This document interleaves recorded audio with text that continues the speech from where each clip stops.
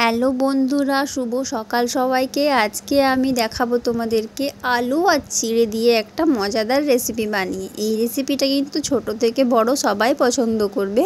আর এটা কিন্তু মাত্র দুটো উপকরণ দিয়ে তোমাদেরকে বানিয়ে দেখাবো। তো তোমরা ভিডিওটা শেষ পর্যন্ত দেখো। এটা কিন্তু তোমরা খুব সহজেই বানিয়ে নিতে পারবে। আর তোমরা সন্ধে বা সকালে এটা স্ন্যাক্স হিসেবে খেতে পারো। আশা করছি তোমাদের ভালো লাগবে।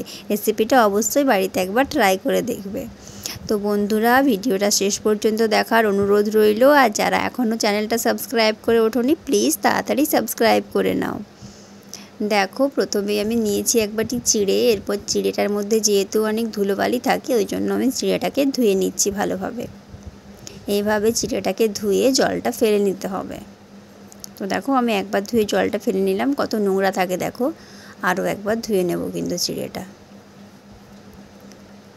তো ব্যাস, এইভাবে চিড়েটাকে ধুয়ে জল ঝরিয়ে রাখবো। তারপর দেখো, এখানে একটা বাটি নিয়েছি। এখানে আমি আলু সেদ্ধগুলো দিচ্ছি বাটির মধ্যে। আলু সিদ্ধগুলো দিলাম। আলু সিদ্ধটা হালকা মেখে নেব। হালকা মেখে একটা অন্য বাটিতে রাখবো। অন্য বাটিতে রেখেছি। এরপর যে চিড়েগুলো আমি ধুয়ে রেখেছিলাম, সেই চিড়েগুলো এর মধ্যে দিয়ে দিলাম। এটা কিন্তু খুব সহজেই বানানো যাবে আর খুব তাড়াতাড়ি বানানো হয়ে যাবে। তো দেখো, এরপর আলু সিদ্ধটা এর মধ্যে দিয়ে দিচ্ছি। ম্যাশ করে করে একটু আলু সিদ্ধটা দিলাম। পরিমাণ মতো দেবে কিন্তু আলু সিদ্ধটা যতটা চিড়ে দেবে তার অর্ধেক আলু সিদ্ধ দেবে তোমরা। এরপর দেখো, দিলাম পেঁয়াজ কুচি। পেঁয়াজ কুচি দিয়ে দিলাম। দিয়ে দেবো লঙ্কার কুচি। দেখো, আমি এখানে কাঁচা লঙ্কা আর পাকা লঙ্কা দুটোই নিয়েছি। দিয়ে দিলাম স্বাদ মতো নুন।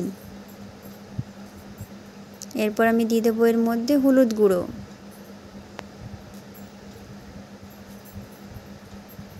এরপর এটাকে হাত দিয়ে ভালোভাবে মেখে নেব।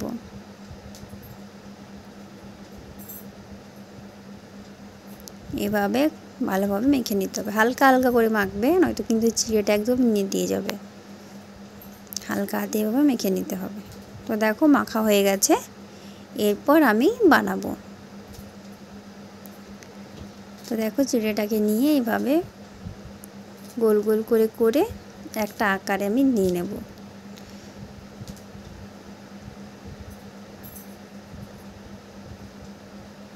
এভাবে করে মাঝে একটা এরকম করে দেবো। দেখো বন্ধুরা, তৈরি হয়ে গেছে। বানিয়ে নিয়েছি আমি সবগুলো। এরপর তেলের মধ্যে ভেজে নেব।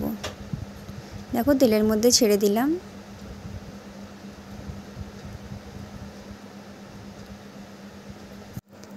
তো দেখো, উল্টে নিলাম। এরপর এগুলো তুলে নেব ভাজা হয়ে গেলে। দেখো, তুলে নিয়েছি। এরপর আরও ছেড়ে দিলাম। তো এইভাবে আমি সবগুলো ভেজে নেব। তো দেখো বন্ধুরা, তৈরি হয়ে গেছে আমাদের আজকের রেসিপি। চিড়ে দিয়ে কত সুন্দর স্ন্যাক্স বানিয়ে নিয়েছি। তো তোমরা বাড়িতে অবশ্যই একবার ট্রাই করে খেয়ে দেখো। এটা কিন্তু খুবই মুচমুচে হয় আর খেতে কিন্তু অসাধারণ লাগে। তোমরা বাড়িতে একবার ট্রাই করো আর আমাকে কমেন্টসের মাধ্যমে জানাও যে কেমন হয়েছে। তো তোমাদের ভিডিওটা ভালো লাগলে অবশ্যই তোমরা লাইক দিয়ে কিন্তু চ্যানেলটা সাবস্ক্রাইব করতে ভুলবে না। আর বেশি বেশি করে ভিডিওগুলো তোমাদের বন্ধুদের সাথে শেয়ার করে থাকো তোমরা বন্ধুরা। আর প্লিজ, তোমাদের ভিডিওগুলো যদি আমার ভালো লেগে থাকে, লাইক, কমেন্ট, শেয়ার আর সাবস্ক্রাইব কিন্তু করতে ভুলবে না। খুব ভালো থাকো। দেখা হবে পরের ভিডিওতে।